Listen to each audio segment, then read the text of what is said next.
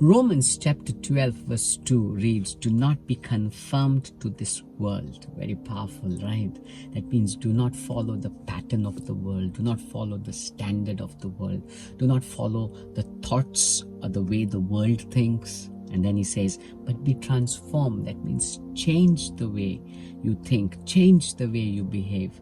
Don't behave the way the world behaves, but change it. Make a deliberate effort to be different from the world. It takes an effort to think differently. And how does he say we need to do it? By renewing your mind. That means change the way you think.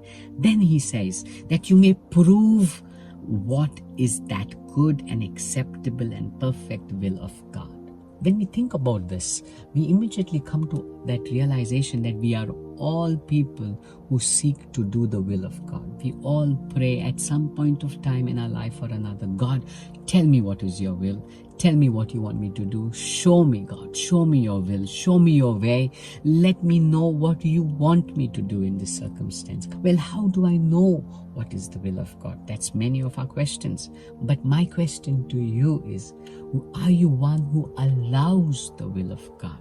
As long as you run your race selfishly, seeking your ways, your will, your plans, your desires, you are going to be a hindrance to knowing and doing the will of God.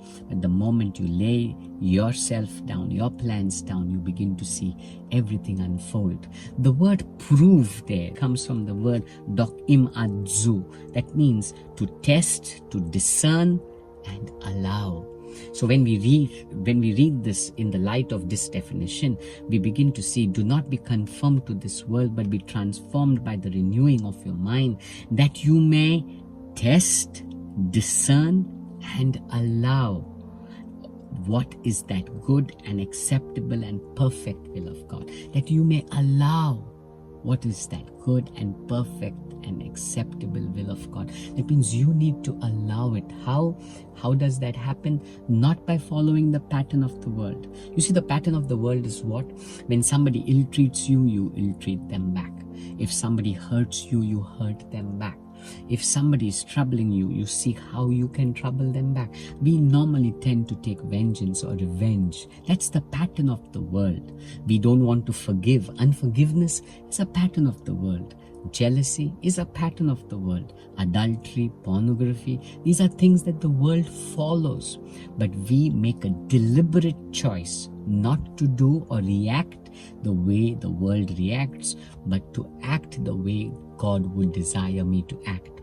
And it is only then, when we have renewed our mind, when we've changed, not followed the pattern of the world, it is then that we will see that we allow what is that good and acceptable and perfect will of God in our lives. So my question to you is, are you one who allows God to do what is His will in your life?